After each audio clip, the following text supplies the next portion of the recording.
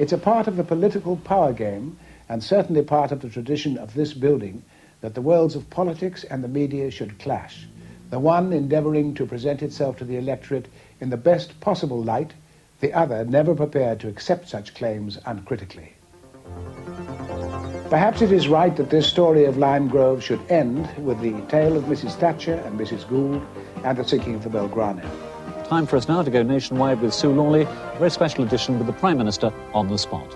There was in the 1983 election an incident which I think symbolised something of where the relationship between the politicians and the broadcasters had got to when Mrs. Thatcher came to Lime Grove for the On the Spot programme. Good evening. Nationwide tonight as the general election campaign gathers... Mrs. Thatcher had learnt many of the techniques of television and many of the techniques of the interviewers, and went in a great deal for controlled media appearances like photo opportunities. And interviewing Mrs. Thatcher had become a bit like professional wrestling. You sort of thought that you saw a lot of blood and you heard a lot of groans, but actually it was tomato ketchup on the floor. She'd learnt many of the techniques of the interviewers.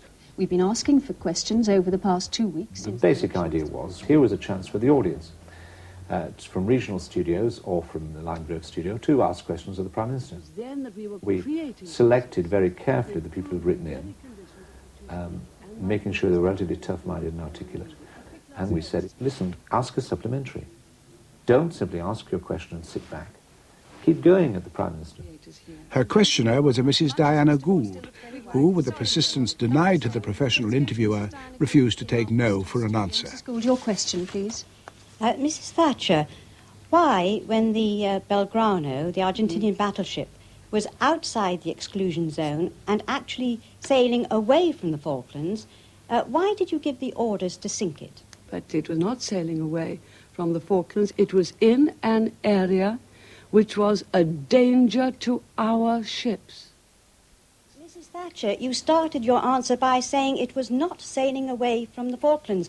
It was on a bearing of 280, and it was already west of the Falklands. So I'm sorry, but I cannot see how you can say it was not sailing away from the Falklands. When it was sunk. When it was sunk. It was a danger to our ships. No, but you have just said at the beginning of your answer that and this grey-haired geography mistress started harrying her and asking her questions and persisting in questions in a way that Mrs. Thatcher was completely caught by surprise.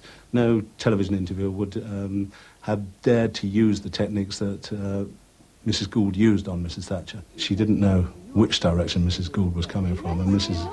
Gould drew real blood. Danger to our ships. Mrs. Thatcher, I am saying that it was on a bearing 280, which is a bearing just north of west. It was already west of the Falklands, and therefore nobody with any imagination can put it sailing other than away from the Falklands. I'm sorry, I forgot your name. Mrs. Gould. I think seeing it, you do see that she does look as if she's getting a bit het up, but her voice doesn't show it so much, I don't think, and of course I could only hear her, I couldn't see her. When it was sunk, it was in an area which was a danger to our ships. Well, now, you accept that, do you? No, I don't. I'm sorry, it was. I had nothing to lose. I mean, it wasn't my job. I wasn't a professional interviewer. I was completely unknown. I think it was much easier for me to do it than it would have been for a professional, but I do wish some professionals would do it a bit more. Well, when I came down from the studio gallery here, I was delighted with the programme. It seemed to me to be democracy in action, one iron lady taking on another. But I was a little bit concerned about what would happen on the studio floor. When I came through, Mrs. Thatcher was already deep in conversation with Sir Gordon Rees and other of her supporters. But they were all reassuring her. No, Margaret, you've done very well indeed. Went very well. She was looking slightly quizzically, but no, they said it was excellent. And then we headed downstairs to hospitality. I had a sort of feeling that the reaction downstairs there would be rather different. Well, it was a fairly silent walk along the corridor here to the hospitality room where Mrs. Thatcher's entourage was waiting for her.